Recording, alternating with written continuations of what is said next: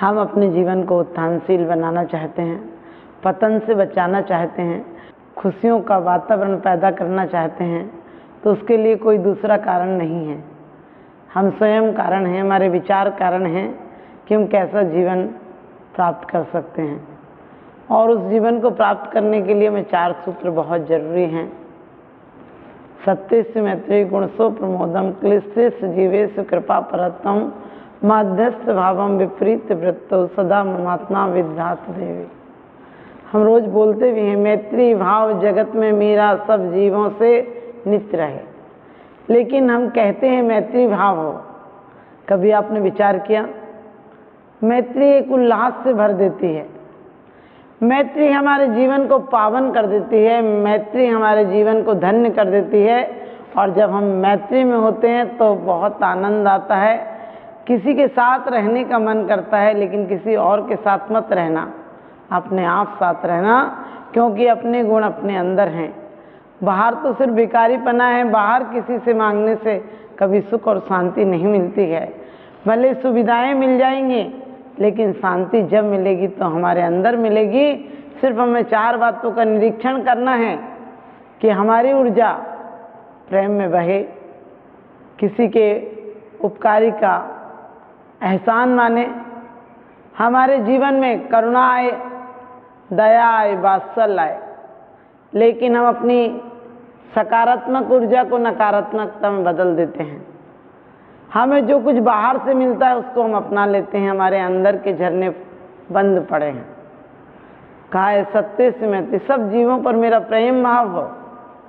मोह और प्रेम में बहुत अंतर होता है। मोह कैदी की तरह होता है जो सिर्फ अपनों को जानता है, और प्रेम बहुत विशाल होता है, लेकिन हमने प्रेम की शक्ति को नहीं पहचाना। हम प्रेम की शक्ति की जगह घृणा जानते हैं, हम प्रेम की शक्ति की जगह अहंकार जानते हैं। प्रेम तो दयावान होता है। हम कैसा करें, क्यों करें प्रेम?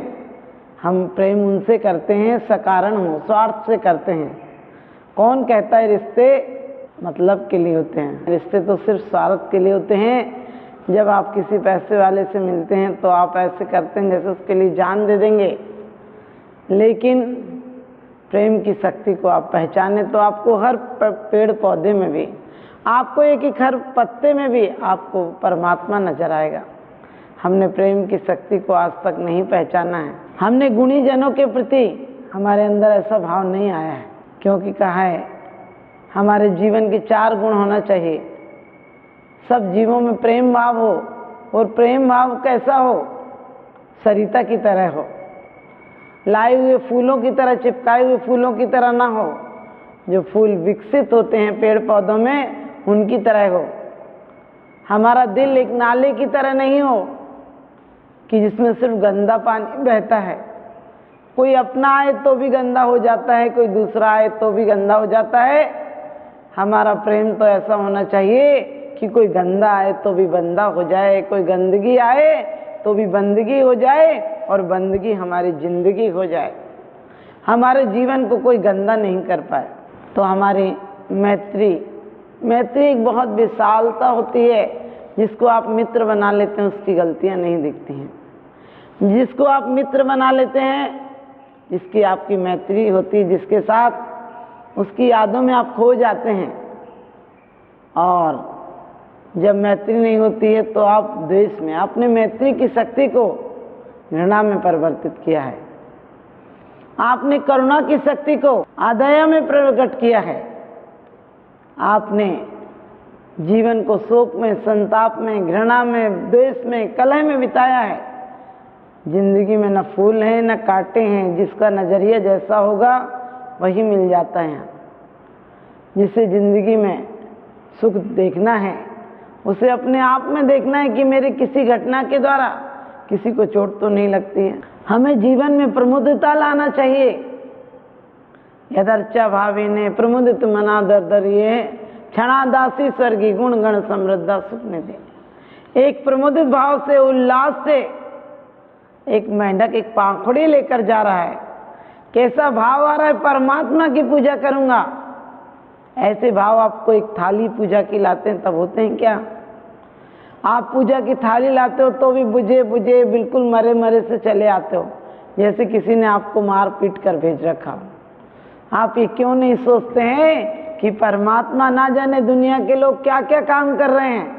कोई लड़ रहा है, कोई झगड़ रहा है, कोई दुकान खोल रहा है, कोई कामनाएं कर रहा है, लेकिन मेरा सौभाग्य देखो कि मैं इस क्षण में आपकी प्रार्थना करने के लिए आया हूँ। ये आपका एहसान है परमात्मा कि दुनिया के लोग तमाम काम करते हैं, लेकिन तुमने मुझे एक मौका दिया है।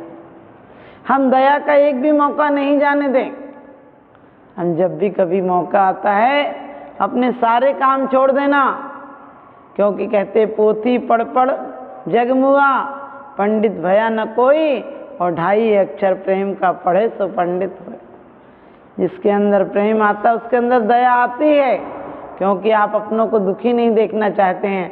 आप अपनों को कभी परेशान नहीं होने देते हैं, उनकी परेशानी के लिए अपनी जान हाजिर कर देते हैं। कभी आपने दूसरों के बारे में सोचा? हम रोज कहते हैं कि दया, हमारे अंदर तो बहुत दया है।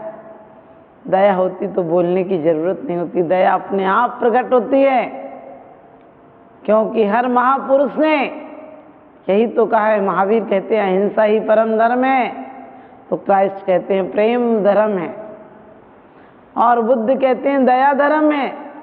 सब पर्यायवाची है, सबका अर्थ एक सा ही है, लेकिन आज तक हमने दया प्रकट नहीं की। दया की जगह अदया की है, कठोरता की है। हमने अहंकार किया है, और अहंकार से बड़ा पत्थर दुनिया में कोई नहीं होता है। हमने दया की जगह कभी दया करते नहीं। हम दया भी करते हैं किसी को दिखाने के लिए करते हैं। आप किसी को देते भी हैं कुछ तो पहले अपना प्रॉफिट देख लेते, इसके बदले में क्या मिलेगा, इस जिंदगी में भी इज्जत मिलेगी या नहीं मिलेगी, अगले जन्म में मुझे स्वर्ग मिलेगा, मोक्ष मिलेगा, ऐसे ऐसा वैभव मिलेगा। ऐसा क्यों सोचते हो? भिखारीपना मिटता नहीं तो समझना अभी भक्ति प्रारंभ भी नहीं हुई। और करुणा हमारे अंदर हो, दया हो। दया हो तो किसी का दुख देखकर तुम्हारा दिल द्रवित हो जाना चाहिए, तुम्हारा दिल मोम की तरह पिघल जाना चाहिए। किसी के और के आंसू देखकर तुम्हारे अंदर आंसू फूट जाना चाहिए, क्योंकि कहते हैं उस दिन समझ लेना धर्म की शुरुआत हो जाएगी जब दूसरों की पीड़ा देखकर तुम दुखी हो जाओगे। क्योंकि कहते हैं कि जब दूसरों की पीड़ा पर तुम्हारे आंसू आने लगे तो समझ लेना महावीर आ गए। क्योंकि जो पर पीड़ा को अपना कर नयन का नीर बनते हैं, जो पर पीड़ा को अपना कर नयन का नीर बनते हैं, कुछ ही हैं जो द्रौपदी के बदन का चीर बनते हैं। जहाँ को जीत करके तुम सिकंदर बन तो जाओगे, जो खुद को जीत लेते हैं वही महावीर बनते हैं। जो खुद को जीत लेते हैं वही महावीर बनते हैं। हमारे यहाँ पहले कितना आदर था, कितनी दया थी। एक के यहाँ कुछ हो जाता था, मौत आदि हो जाती थी तो पूरा पड़ोस खाना लेकर पहुंच जाता था। जिसका जीवन भर खाते थे उसके यहाँ मरने पर उसे जलाने के लिए लकड़ियाँ भी अपने घर से ले जाते थे। आज हृदय इतना संवेदनहीन हो गया है, संवेदना मर गई है उसकी। किसी के यहाँ कुछ गलत घटना हो जाए, गलत क्या घटना तो घटना है, होगी, मौत तो आएगी, लेकिन किसी के यहाँ मौत भी आ जाए तो आप फ़ोन पर पूछते हैं कितने बजे का प्रोग्राम है। आप घर से नाश्ता करके जाते हैं, वहाँ किसी की लाश जल रही होती है जो आपका अपना था, आपके साथ उठता बैठता था, बोलता चालता था, जो कल तक आपका मित्र था। उसे देखकर भी, जलते हुए देखकर तुम्हारे अंदर कोई ऐसे भाव नहीं होते कि मैं भी एक दिन जल जाऊंगा, दुनिया वैसी बेकार है, इसमें क्या ज़्यादा लगना, ऐसा भाव नहीं आता है तुम्हारे अंदर। तुम वहाँ पर भी नाश्ता पानी करते रहते हो, हंसते बोलते रहते हो, और फिर दया के गीत गाते रहते हो, करुणा के गीत गाते रहते हो। अरे सोचो कि एक दिन ऐसी ही साख की जिंदगी राख में परिवर्तित हो जाएगी, लेकिन इसे दया करुणा प्रेममय बनाओ और तुम्हारे अंदर प्रमुदित भाव आना चाहिए। कैसा प्रमुदित भाव? एक एक बार आपने देखा चंदन वाला के सामने महावीर आते हैं तो ये ख्याल नहीं आया, महावीर से ये नहीं कहा कि महावीर भगवान तुम तो मेरी बहन के बच्चे हो, तो मेरी बेड़ियां काटो, देखो तुम्हारी मौसी कैसी पड़ी है। क्योंकि धर्मात्मा के अंदर ये भाव नहीं आता है कि मेरी पर्याय कैसी दुखी है, वो तो शुद्ध आत्मा को देखता है, वो परमात्मा को देखता है, वो धर्मात्मा को देखता है। वहाँ भी क्या भाव आया, जेल के अंदर भी बेड़ियां पड़ी हाथों में, लेकिन किस लिए हाथ जुड़ गए? एक भोजन दूंगी, क्योंकि जीवन में जो कुछ है वो देने के लिए है। और नमोस्तु नमोस्तु करती है, बेड़ियां टूट जाती हैं, क्योंकि लोग कहते हैं चमत्कार को नमस्कार करो। अरे तुम अंदर प्रेम तो जगाओ, तुम अंदर में आदर भाव तो लाओ। जहाँ तुम्हारा प्रेम और आदर से करुणा तुम्हारे अंदर आएगी, दया आएगी, और गुणी जनों को देखकर तुम्हारा रोम रोम पुलकित हो जाएगा। सच मानना, उसी दिन तुम्हारे स्वयं के जीवन में चमत्कार हो जाएगा। तुम्हें ख्याल आएगा कि जो जिंदगी आज तक वासना में गुजारी है वह आज साधना में परिवर्तित हो जाएगी। जो आज तुमने भिखारीपन में गुजारी है तुम सम्राट बन जाओगे, हो सम्राट। ख्याल नहीं आता है, भेड़ों के साथ बहुत दिन रहे हो, शेर के बच्चे होकर भी भेड़ों जैसे हो गए हो। एक बार परमात्मा को देखकर एक ख्याल आओ तो आप प्रमुदित भाव रखें। प्रत्येक क्षण आप प्रकृति को देखें। लोगों के घर में पूर्णिमा का चांद आया हुआ तो होता है और वो झगड़े करते रहते हैं, लाठियां उतार लेते हैं एक दूसरे को मारने के लिए, ताश के पत्ते खेलते रहते हैं, खाने पीने में झगड़ने में ये देखते रहते हैं, तुमने क्या दिया, तुमने क्या लिया। लोग पत्थरों के बंटवारों पर लगे रहते हैं। लोग नोटों के बंडल को जोड़ना अपनी जिंदगी की कामयाबी समझते हैं। इसे कामयाबी मत समझना, ये तुम्हारी जिंदगी की बहुत बड़ी हार है। जिन श्वासों से तुम परमात्मा का मंदिर बना सकते थे, जिस श्वासों से तुम ऊर्ध्वगामी हो सकते थे, उन श्वासों की उन ऊर्जा को तुमने अधोगति में लगा दिया। कृतज्ञता होना चाहिए हमारे अंदर। कैसी कृतज्ञता होना चाहिए? किसी को बड़े को देखो कि हमें क्या मिला है, जीवन में जो मिला है वो देव सास गुरु की आराधना का फल मिला है। आपको उच्च गोत्र मिला है, अच्छा रूप मिला है, अच्छा परिवार मिला है। क्योंकि तीन चीजें के लिए तो आदमी भटकता है संसार में, धन के लिए, यश के लिए और कामना के लिए। कामना वो कई तरह की हो सकती है, हमारा भिखारीपना, लेकिन जो कामना को आराधना में बदल देता है, जो कामना को प्रार्थना में बदल देता है, तुलसी की एक पत्नी की एक फटकार ने, शक्ति वही थी लेकिन दिशा बदल दी, तो आपको पता है महाकवि पैदा हो गया। अंजन चोर, दिशा बदल दी तो निरंजन हो गया।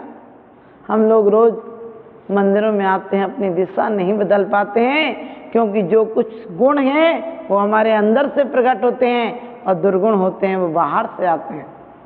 आप रास्ते पर गुजरते हैं, कोई आपको जय जिनेंद्र कर ले, राम राम कर ले, आप खुश हो जाते हैं, और आपको देखकर जय जिनेंद्र नहीं करे आप दुख से व्याकुल हो जाते हैं। क्यों?